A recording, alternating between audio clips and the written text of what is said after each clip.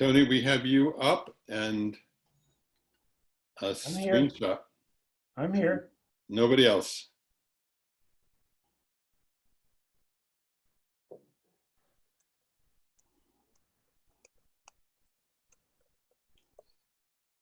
Eli is not up. Yeah, it's whoever's going to be talking will be on it. Our participants are in. Everyone will be starting in just a few minutes.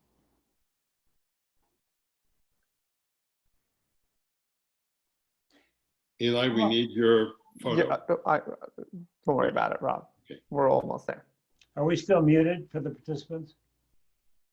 No, I think we're all active, folks. Oh, Great. Let me get the slides up and we can get started in just a second. big one.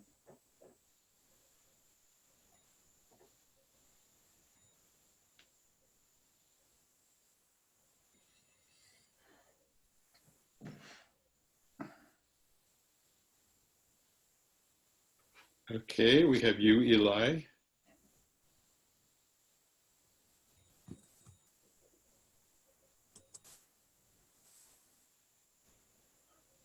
Can we get the four of us?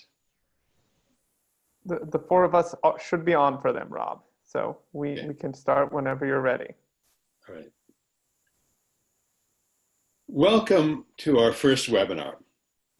Glad you could join us today. I'm Rob Freed, Executive Director of the New American Baccalaureate, coming to you from New Hampshire, together with my colleagues, Mary Lynn from Colorado, who heads up our strategy efforts, and Eli Kramer, Director of Research, speaking from Poland.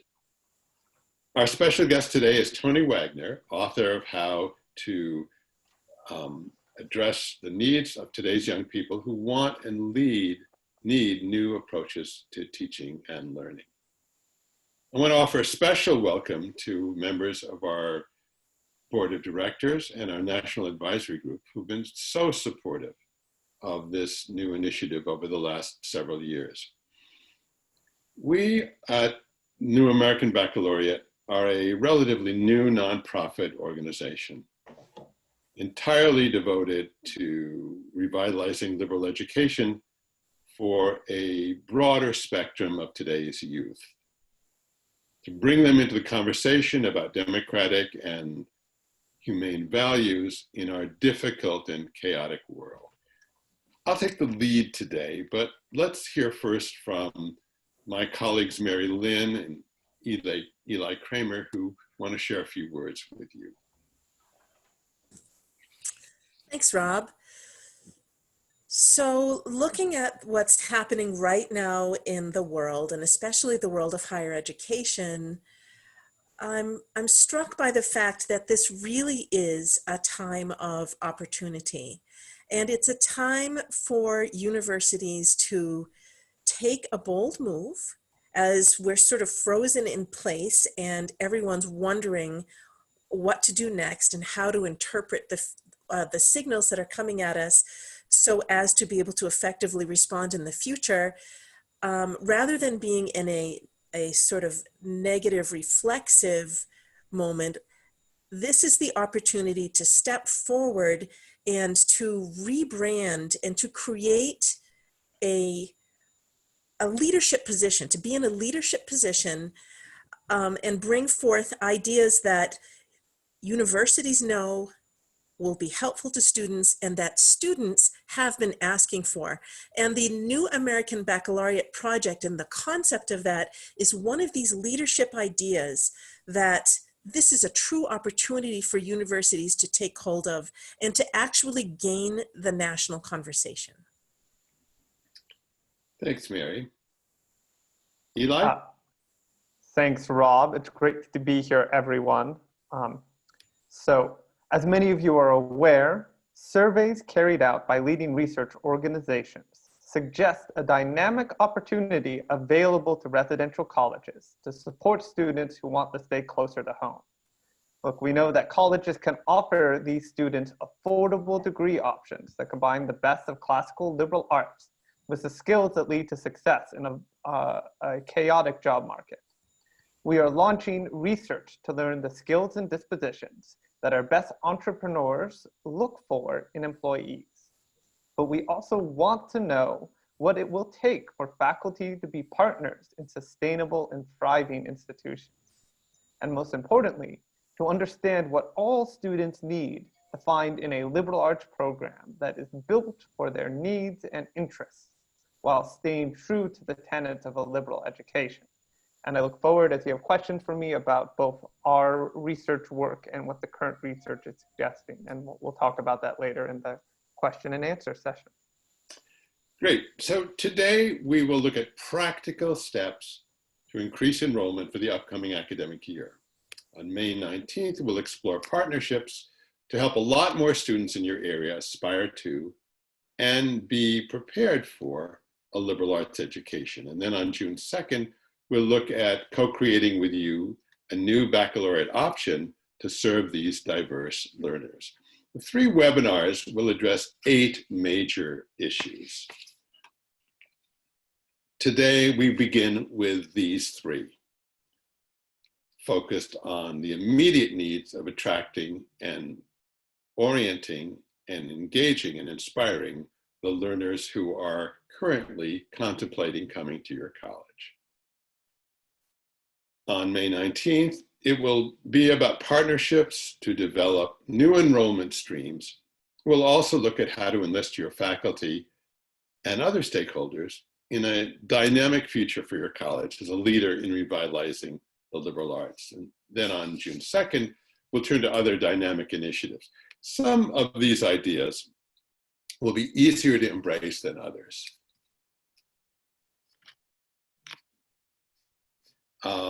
But we invite you to help define them according to the mission and future prospects for your undergraduate program.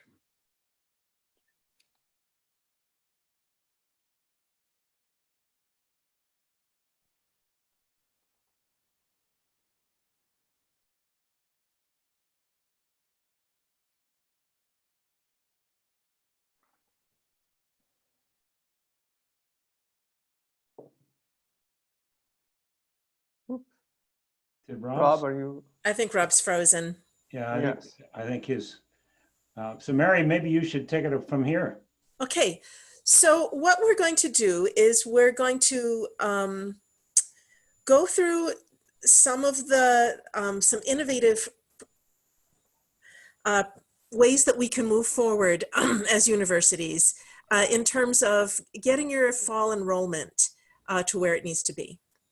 Sure, and I can actually, I have some of Rob's notes here, so I'll take it from here until he joins us, if that works. So let's just go forward from here. So as you no doubt are aware, the current pandemic and economic meltdown has created uncertainty regarding next year's freshman class. Here are some key recruitment questions. Let's explore possible answers that can lead to better enrollment now and higher recruitment and increased national stature in years to come. So we have 3 areas, as you can see, where how many of your students have you accepted for 2021 that are now uncertain about attending due to financial worries or health concerns?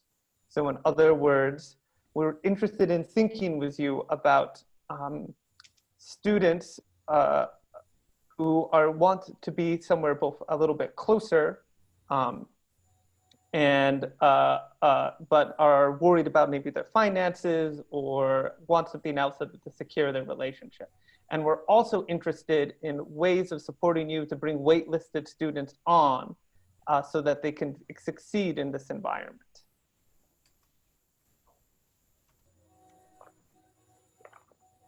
We've got to reach the reluctant, disinfectant, whoops, excuse me.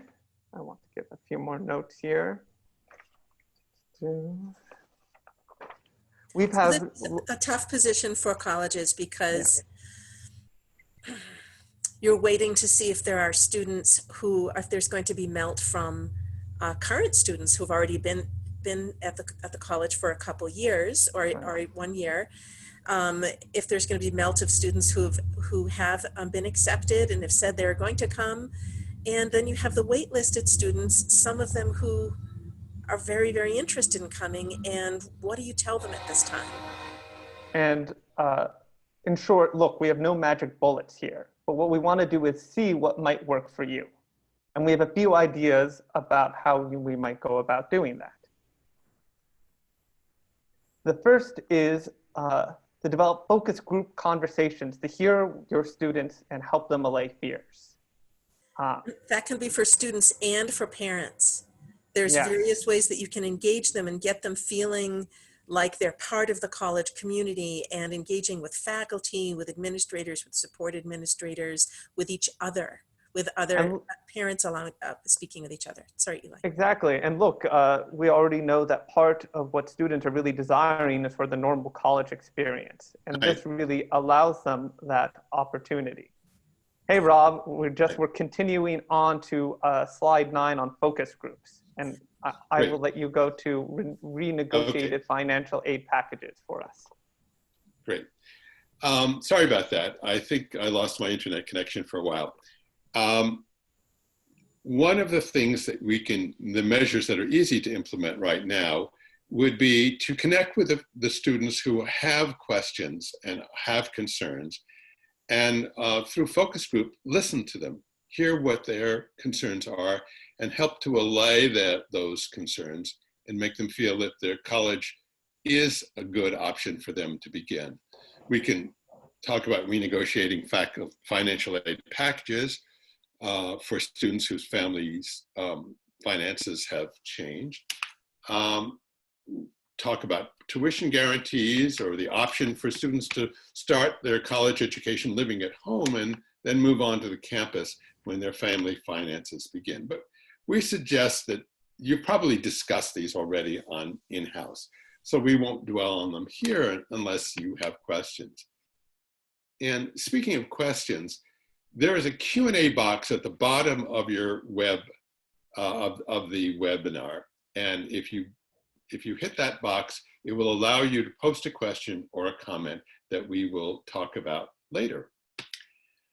So, oh, and we have received some questions ahead of time, so. You have, great, okay. But supposing along with enhancing next year's enrollment, your college wishes to stand out among liberal arts institutions so that you are speaking to the needs of today's learners in a way that few other institutions are doing so. We think that students today are clamoring for something different. And when they see it, they'll flock to it and want more of it. As one example, through a summer institute, your college can begin a life-changing encounter with liberal arts for its students. This institute can be in person, online, in small groups, but the process demands that we understand today's learners, how they learn, what they need, what they don't want, and how your college can lead them toward an education that nurtures self-motivation, innovation, and creativity. Let's talk with Tony Wagner about this. Hi, Tony. I've just finished your memoir, Learning by Heart, and I found it a truly inspiring odyssey. You know, the challenges and the issues and the angst that you experienced in the 70s and 80s, and it seemed sometimes that you felt you were the only one experienced that we think a lot more students are experiencing those turmoils today, the sense of not finding a lot of meaning in their college, in their education. And I wonder how your view of today's learners differs from the college students of the past. What do these students want more of? What do they want less of? What does it mean to be a teacher for them? Well, those are critically important questions, Rob, and I'm really excited about this chance to have a conversation with you about things we're both so passionate about. The three things that stand out for me as I think about today's learners are the following. And the first, in a sense, is obvious to people. Young people today want some kind of assurance that their education is going to either help them find a good job or help them come into the world in order to be able to make a difference. And I think to answer that first challenge, we in the liberal arts, and I'm a recovering high school English teacher, so I can use that collective we, really need to do a much better job of clearly communicating to our students the skills that we're teaching, no matter what the course is, the skills of being able to ask really good questions, which is critically important for problem identification and creative problem solving, the skills of critical thinking, and the skills of effective oral and written communication. And I also think we need to hold ourselves accountable for those skills. The collegiate learning assessment is an excellent assessment of those very skills. And sadly, the research done by Richard Arum and others suggests that many colleges aren't quite delivering on those promises in the ways that they can and should. The second thing I think young people want today is the opportunity to individualize their own learning. They want to create their own majors. They want opportunities to get academic credit for internships or service learning. Now, some colleges already do this very, very effectively. And it's an interesting contrast. Whereas fewer than 7% of Harvard undergrads actually get permission to create their own major because there's so many hurdles, more than 50% of the undergrads at the Olin College of Engineering, which has, by the way, become the most successful new college startup in many, many years, are encouraged and, in fact, create their own majors, which are often a blend of humanities with science or humanities with math. The third thing they want is opportunities for much more active engagement, not just to apply their learning in internships or service learning opportunities, but also to engage with one another and to engage more actively with a professor. Of course, this is why seminars are often preferred over lecture courses, but even in very large lecture courses, there are ways to break the lecture courses down into study groups and have study groups engage with one another before the lecturer even starts. Eric Mazur, who's been chairman of the physics department at Harvard for a very long time, has pioneered a number of really great ways to introduce peer learning. And you can find a lot of his work on YouTube videos. So those are just three of the things that stand out for me in the decade or so that I've spent interviewing young people about their work and learning experiences. My understanding, Tony, is that while interviewing young people, you've also interviewed some of the key employers, key corporations that are making the most innovative impact on the economy. Can you say a little bit about what those leaders are telling you about what they are looking for in the people that they hire? Well, that's actually where a lot of my research took off more than 20 years ago, was trying to better understand the emerging economy. You know, a lot of people still refer to this economy as a so-called knowledge economy. Peter Drucker actually coined that term 50 years ago. We no longer have a knowledge economy. Knowledge has been commoditized, growing exponentially, changing constantly. Employers simply do not care how much our students know. What they care about is what our students can do with what they know. So it's a completely different set of issues. They're looking for skills, they're looking for dispositions over content knowledge. You know, I've had so many employers say to me, look, I can teach them the content they need, but I can't teach them how to ask good questions. I can't teach them how to look people in the eye and engage in thoughtful conversation, communicate effectively. I can't teach them how to solve problems creatively, and I cannot teach them how to collaborate. So I think there are a very new set of expectations for those of us in education, in both secondary education and in higher ed. I think that's true. And I think it really points to a marriage, a new marriage between the classical liberal arts and the skills required by our economy. And we have focused on that, and we'll be building on that in the next few seminars. But building on some of Tony's ideas, here are some simple measures that we think colleges can implement right now to encourage them to move ahead. Students have been doing a great deal of more independent learning than they've ever done before because their schools are closed. They've had to do that. What about offering them a process where they can build a portfolio of the most significant independent learning they've done and continue to do this summer? And then we could help you with the design and implementation and assessment for credit of these portfolios. But secondly, let's look at students entering whose communication skills are not yet adequate for college level work. We think the key to improvement is self-motivation rather than required remediation. I remember vividly when I was working in Hartford, how some of the top students from Harvard schools would get into college with scholarships and waste those scholarships on remedial courses that didn't even earn them credit, and then they would drop out. I mean, that was a tragic situation. I think that students have to want to read, write, and speak better. We suggest an approach that relies on self-assessment, flexible coaching, and peer support to motivate them and build their confidence. To help them self-assess their communication skills, we've developed a format that allows them to work privately and/or with peers and mentor coaches. So here's a much abbreviated sample of the self-assessment instruments that we use. This one on writing assessment.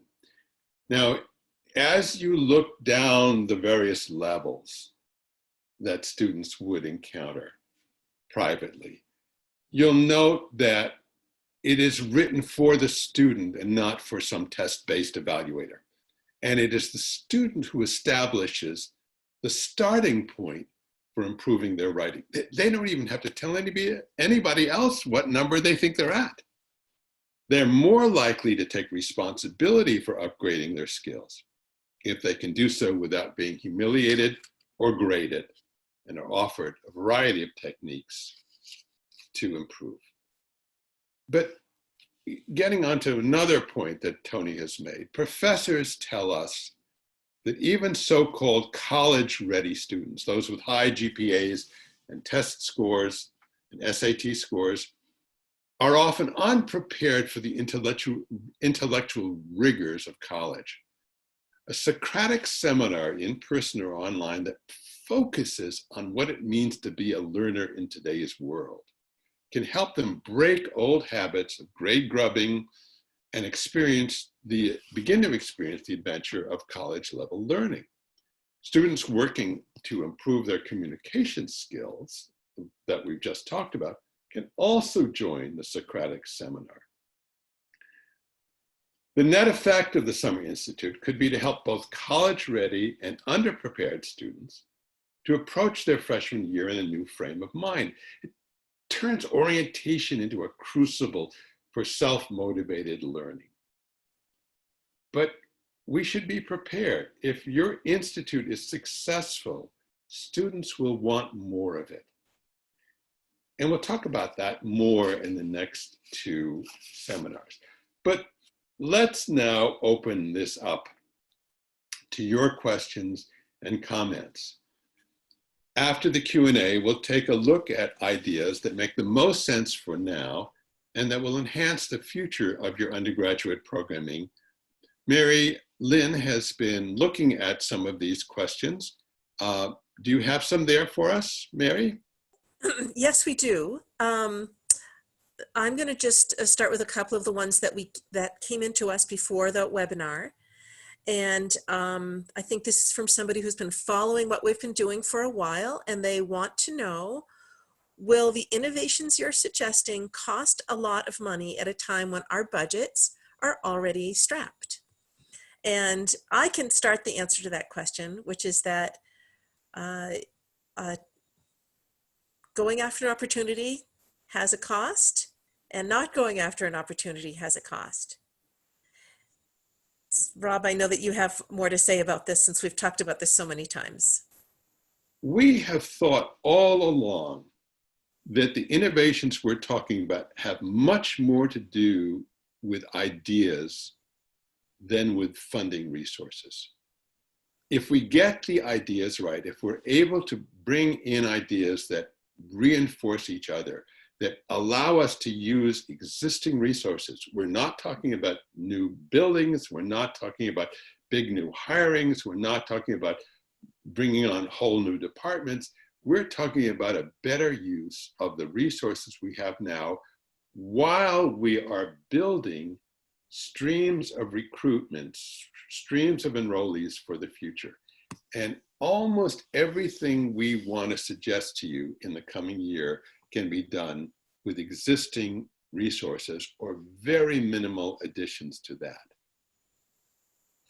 Yeah, I had the experience at several of the colleges that I've worked with that research and feedback from students demonstrated that there were unmet needs, specifically naming of departments and graduate programs that students were interested in, and existing buildings, faculty, administration, and recruitment arms of the colleges were able to be redeployed, sort of repackaged to meet the students' needs and the potential students' needs, and profitable and successful programs were built simply by sort of reusing the resources that were already at hand. Great. Another question? Another question, let's see. Another question is,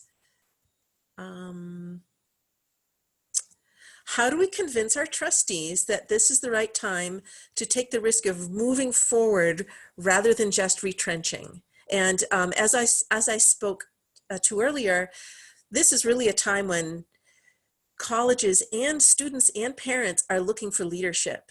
It's very, very confusing, and retrenching is what most institutions will do. So there is a very, very unique opportunity right now for those few institutions that are ready to step into a leadership position. The media is waiting to hear from you. They want to know, they want to help you reposition your institution as a leader at this time. What I have heard, Mary, from a number of conversations is that the preeminent concern among faculty and administrations is how do we hold on to the most of what we have with fewer students? I think that it becomes a self-fulfilling and downward spiraling prophecy.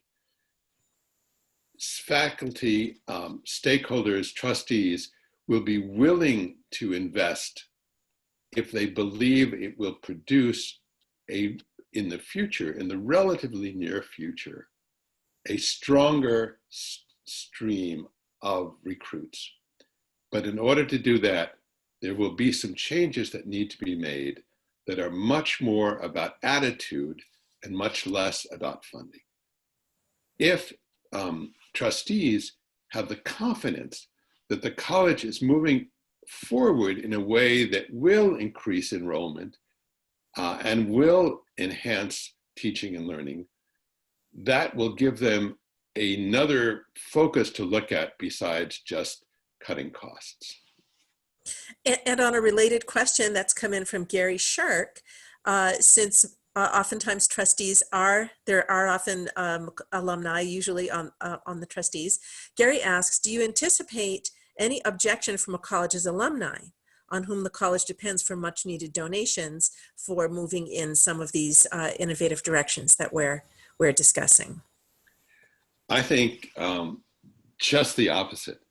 I think there will be alumni who've been waiting for these kinds of innovations all along. They are alumni who are valued to the college precisely because they've been successful taking a liberal arts education and using it in entrepreneurial and ways. And I think that that colleges will find alumni who are willing to invest in a bold idea that is not expensive, but that is ideologically sound. rather than throw money into what they think is a declining or perilous shrinking operation. So and that has been proven out by the efforts, for example, to save Hampshire, which has been largely taken up and championed by alumni and other colleges. Alumni want their alma maters to innovate and to become more relevant and to be able to contribute what they've learned by going out into the marketplace. Okay, more questions. Okay. Gary at Louima asks, I hope I said that, Gary, I hope I said that correctly. I apologize if I did not. Can you speak specifically about how you imagine NAB would work with colleges on these proposed innovations? And how would these programs impact NTR in the immediate and long term? NTR being? I don't know what NTR means, but maybe Gary, you could give us a quick answer to what NTR means. But let's try to answer the question anyway. Can you speak specifically about how you imagine NAB would work with colleges on these proposed innovations? We are set up. Oh, net tuition revenue. Thanks, Okay, great. Our whole purpose is to work with colleges. Our whole purpose is to work with colleges, and we have both our own staff who are willing to come out and work with you, as well as a group of consultants and experts who are willing to add their voices and their assistance. So this process begins by contacting me as executive director. You'll see the address, and I've left you my phone number as well in the final slide. And we can talk about a very inexpensive way to begin this process. And the more that happens on campus with setting up a conversation about this, the more any intervention and any support from us will be effective. I think Eli, as our director of research, can probably speak to the project that we've undergone for the first quarter of this year of building projected research and implementation engagement cycles, budgets, and so forth. Yes, I'll kind of answer at two levels here, both about the research designs Mary was speaking to and what I think is distinctive and important about how we want to work with institutions, which is one, from a relational organizing and co-creation perspective, which is not here for duct tape solutions or to rush in and out with some magical duct tape that's going to fix every situation. We understand that long-term sustainable change happens by knowing a campus, knowing its history and context, working with people involved there in innovative and dynamic ways to build something that's contoured to your institution. So I think one of the central parts that's exciting about both our research design and also how we engage with institutions is we want to engage with you as a genuine individual, not someone we can tell something to that you already know. As part of that, we are working on several different research designs that I kind of hinted at in the introduction that are kind of going to flesh out and support your work doing that. Understanding and interviewing entrepreneurs, not just your kind of traditional Silicon Valley millionaire, but people who have all sorts of innovative and successful careers in the arts and culture, building new programs, nonprofits, innovative design models, and learning from them what sort of skills and resources help them get to where they are today. We also hope to work with students on what we already mentioned, which is trying to understand where they are now, support them in getting excited about all the cycles that are a part of a traditional higher education experience, even if it's in a blended learning or an alternative format. And third, and I think often missed and really just as important, is learning about what it would take with your faculty to build solidarity, understanding of their context and history, to build sustainable transformation for your institution for the long term. So instead of faculty feeling again and again they're told what they already know about what kind of reforms are needed, We work with them and their skills, talent, engagement, to build new degree options and opportunities like Mary was discussing. And we're doing actual research to understand more about what faculty needs in order to make that successful. And from a more specific business point of view, since I've cycled in and out of higher ed and the sort of like the international tech world, doing different consulting projects, we've been building very specific paths and budgets, which are very reasonable and are really focused on, as we've discussed, redeploying many resources that you already have on hand and in hand and on campus. Sorry, Rob. No, that's fine. Some of the things I've already learned in Washington from our at our conference, excuse me, what I've learned from participants, two ideas. One is that there are recently retiring or recently retired faculty who would love to come into this process of redefining, say, general education and holding Socratic seminars. These are people whose love of learning has not diminished by the fact that they're no longer employed.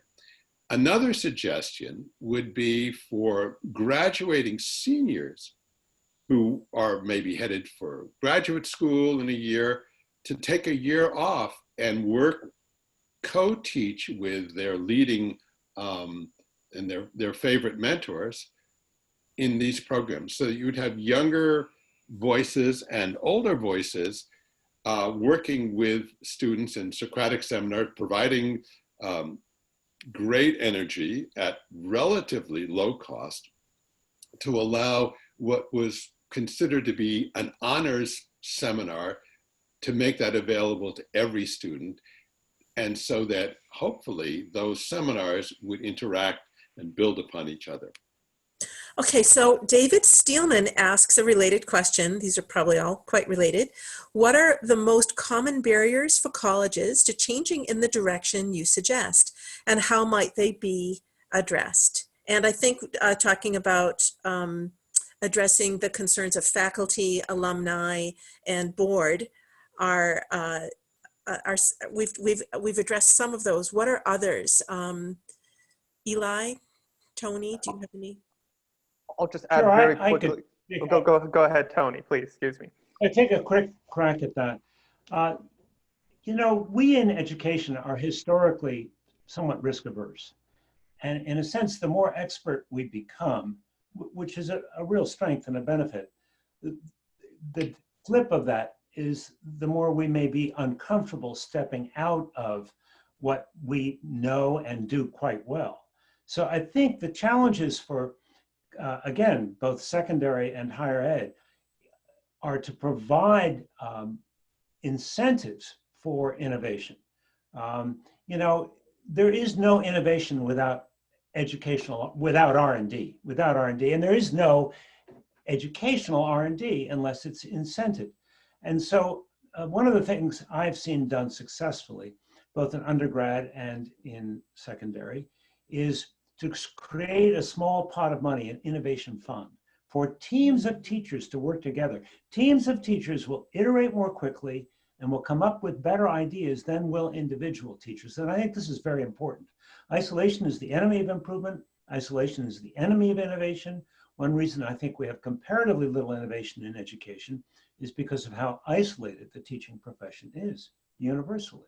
So if you create a small pot of money that teams of teachers can apply for to do some of the things that Rob has outlined, or to create interdisciplinary courses, or a portfolio-based assessment system, or opportunities where students can present and defend their work, as they do at the Olin College of Engineering, I think we'd find many professors willing and even eager to try new things, provided they have the safety net and the incentive to do so. I think the voluntary participation of faculty is essential, that we are not talking about renegotiating contracts. We are not talking about forcing people to stop what they're doing and do something else. I think it is a combination of attracting people voluntarily, because I think one of the things that faculty will find when they participate in Socratic seminars and interdisciplinary work is that they are achieving a goal that they have sought for many, many years, which is to have students come into their courses, come into their classes, ready, eager to learn, eager to participate, rather than sitting there trying to figure out what they need to get the grade so they can move on to something else. I think that will be a signal, attractive point that faculty will respond to. And remember, in many cases, there are other people in the area, adjuncts and retired people, who could come on and share this burden as well. Okay, so Ken, I again apologize for my pronunciation if this is incorrect. Ken Kadow asks, would there be an opportunity for colleges to toe dip with NAB before a deep dive? How might a school test the waters affordably to present the trustees and alums with findings and success stories, things that need improvement, or things that need improvement? Just try us, Ken. We are absolutely ready to do that. We understand that unlike other groups, we are very much about toe dipping, but toe dipping with a elevated conversation that would touch on many of the themes that we've talked to today. We are ready to start. I have to throw this in there.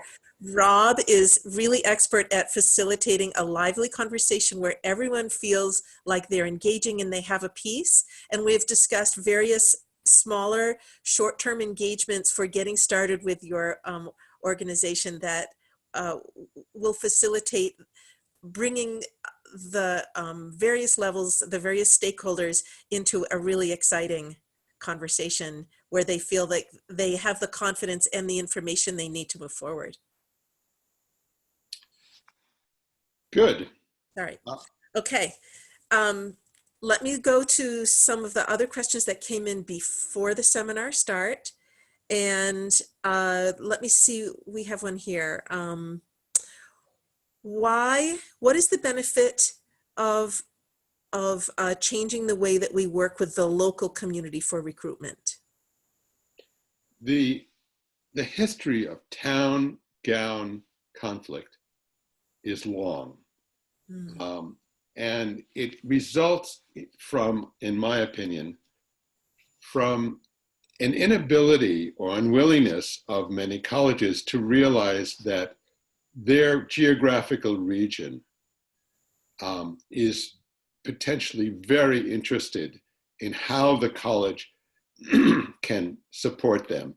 I think we have some really innovative things that my own children did when they were at Oberlin, opening up farmers markets and doing a lot. The students are really ready to connect.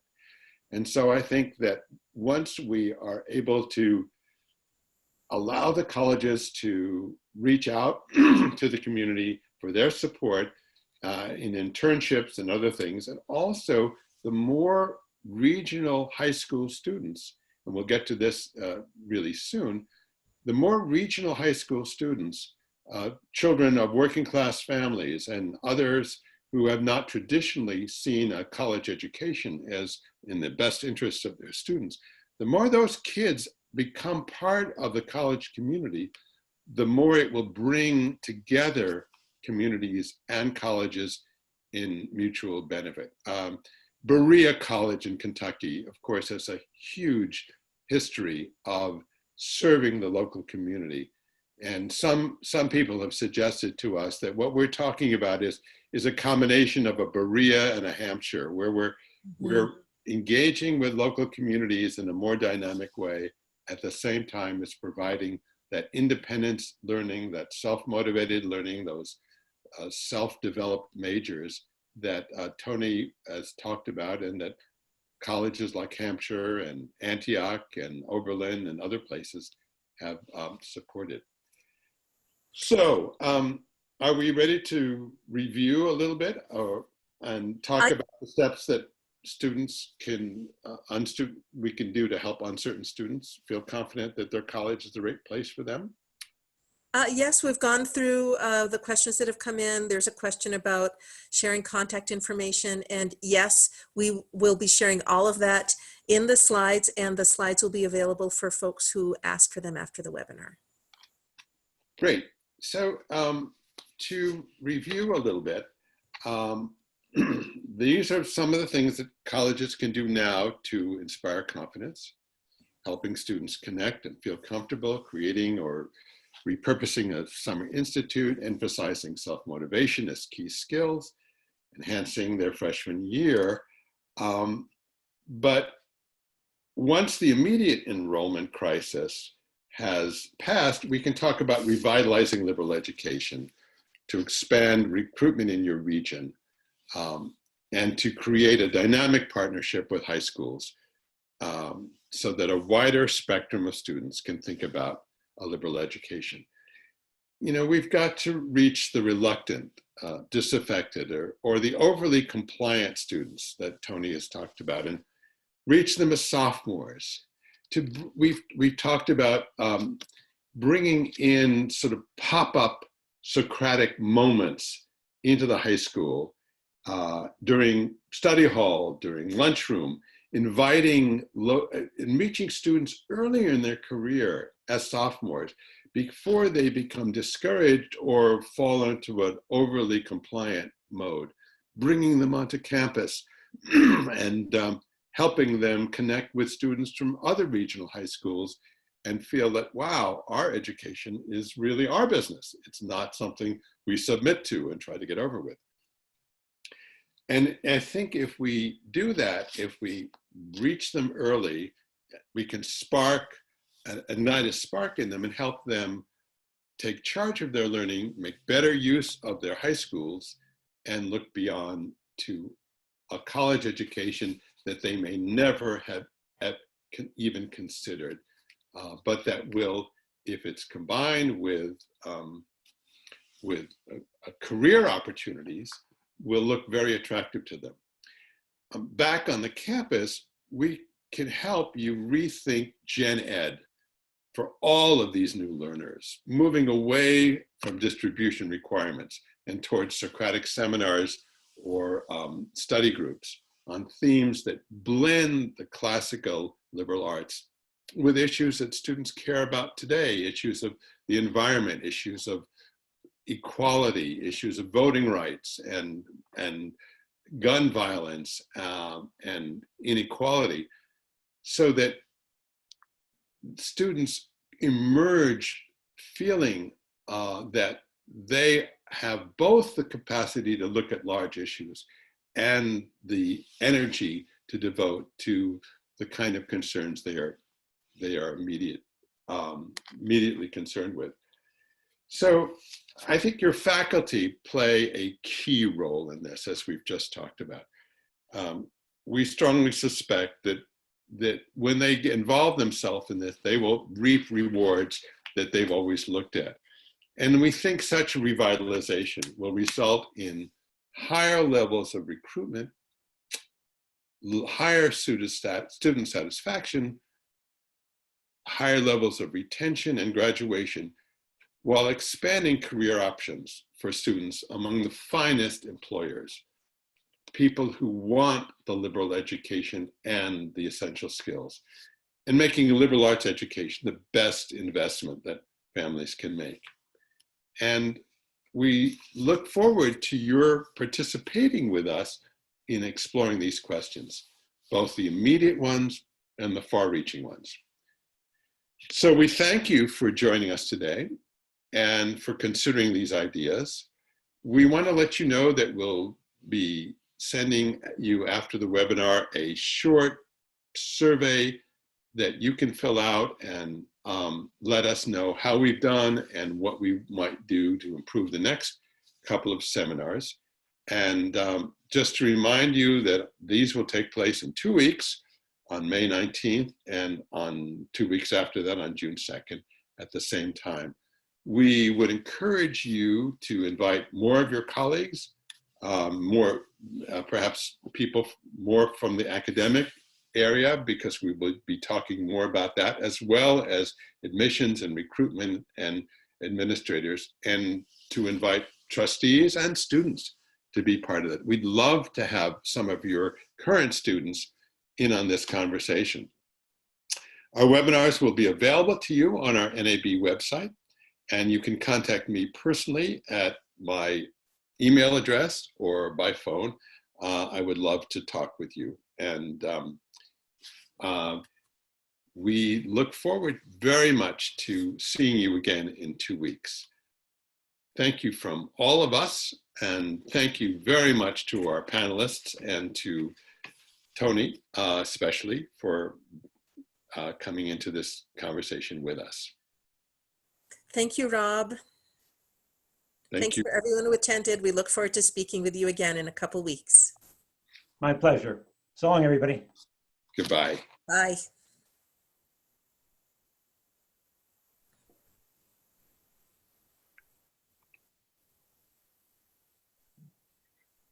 We're off air, right? Yep. Well done, team. I just sent you guys a quick email with a couple of small suggestions. Okay, great. Otherwise, I thought it would, for a first effort, I thought it went well. I thought it was good really good. But people are still on. We're actually live, so maybe unless they want to hear our digest conversation, we should we'll switch off. Okay. Okay. Although, you know, I'm happy to hear what you have to say that can make us. Conversation is sometimes the best. Right. Let's just let it hang. If anybody wants to stay on, that's all. That's to the good. It may affect and influence what the comments that they give us. So what is your feedback to us, Tony? You know, stylistically, I think the more any of us do this, the more comfortable and easy it becomes. Mm-hmm. So I just think that's just something as a given. I think Well, you might want to turn off the recording for this part, though. Sorry? I'll turn off the recording. I don't want to go on record as saying that, no. Okay, well. We don't want everyone to know Tony's criticisms of us. I'll just recap what I said in the email, just in case you want to ask me. Okay. I think, Eli, instead of suggesting that you're going to do new research, there's been a ton of research for a decade. Oh, and Eli is a monster of that. I mean, he's got thousands of items in our bibliographies, and we're always working on synthesizing them down to what I'm suggesting is create a synthesis. Don't do new research. It would be redundant. And instead, what would be more useful, my suggestion is create, simply do a synthesis of the best research. But actually, Tony, we do have new research questions that nobody's covering in the field that we are addressing. Like the relationships with businesses, local businesses, that's never been done. There's certain research questions that we've discovered dealing with relationships with high schools that have never been done. So we are actually building a whole research function that Eli is heading up, and we've already engaged that. There's also a lot of research talking specifically to the funding and budgeting offices at universities that we're discovering there's levels of questions and ways about those questions related to funding and innovation within universities that have never been done. So that's what we're doing going forward. Sorry to speak for you, Eli, but I just got excited. Sure. No, that's fine. It's just the way Eli briefly referenced it today was that it was going to be research on what employers need. And I think the answer to that is really clear. Correct. In general terms. I should clarify too that, The other thing I think is important, and I forgot to do it today, I usually do, is talk about how, and this is critically important for higher ed, talk about how the skills for citizenship, the skills for lifelong learning, and the skills for 21st century work have converged. They are the same skills. Right. Because most academics will tell you they don't give a shit about business skills. Sadly, I think. Yeah. But they do care about citizenship and lifelong learning. So we need to convey to them that, what employers want, critical thinking, communication, collaboration, same thing we need in all the other domains of 21st century life. But the one thing that they do consistently talk about are the personal management skills that come from self-directed learning. And those are equivalent to what I consider business discipline and effectiveness practices in the workplace. just real quick, because I need to head out, just to add to what Tony said, I think that's a good point to stress for the interviews and make a distinction, because there's like two levels of research we do. One is the wealth of high-grade academic and other sorts of scientific research carried out that we need to build upon, demonstrate, show is already indicating this stuff. There's a second level of research design that's also really focused at the institutions we're talking to, built around their communities, their neighborhoods, to kind of reinforce what's already been out there, and to find kind of nuances and innovations for those particular institutions. So I think we want to kind of hold both, kind of particularized research that actually helps support what these institutions want to do, convince those boards to make the change, and build on that other research, which I think we should, it's really important for us to even better stress in the next webinars. And the second thing I was going to say, before you go, Eli, I think it's important to also point to case studies. You know, Kathy Davidson's book, you know, illustrates a number of schools like Georgetown particularly, that are really doing schools within schools and are really interesting, relatively low risk, but high profile experiments. The more we can talk about what some schools like, whether it's Olin College of Engineering, which I brought in very deliberately, or Georgetown are already doing, the safer it will be. It won't be something totally out of the box. And I have something to add to the... Well, hold on, because I really need to go, but one last important thing. Kathy Davidson's book is actually in the webinar in our footnotes, and it's one of our main bibliographic sources, as well as case studies of... The first thing we should be saying schools is, like, how do we, you know, persuade people sure. that risk worth taking? You say, well, colleges, many of the best colleges are already doing this very successfully. Good point. Yeah. It has to be and just because there's two people on, Brian Kugel and Gregory Print, if you look at our bib, we have schools like Bard, we have schools like what is Dennis Lipke's experiment with adult education. We have Hiram. We have colleagues from Prescott for these digital blended learning portfolios. Alverno for performance-based education. So I totally agree, and we should definitely emphasize that more. But for people listening in, we do have at least some of those case studies going if you want to look at the webinar list. I totally agree. I guess there are a couple, maybe. Yeah, just two. All right, I'll see you guys later. Okay. Nice talking to you. My comment on the research is that it's very much along the lines of the focus groups that you've always done. That's what we mean by research. It means going onto a campus, getting together college students, retired professors, board members, high school principals, guidance counselors, and conducting focus groups exactly around these topics, so that the research is not separate. It's also case studies. There's innovation. It is part of the innovation. That's completely different. Okay. The one group you didn't mention that I would add first, before any of the others, is recent college grads. Asking them, I was going to say recent alumni. They're a wealth of information about what recent alums, asking them in what ways they were most and least well prepared. What do they think their college should have done differently for them? Exactly. And I would also suggest videotaping those focus groups, not just writing a summary. Well, coming from the world of market research, focus groups are always videotaped, but yeah. Well, that's not an assumption in education, Mary. Okay, good to know. I want to suggest that the next time we have a more lively interactive format and that we sort of jump in like this, I think it makes it a much more interesting conversation. I think what we did here is the model for what we do in the next webinar.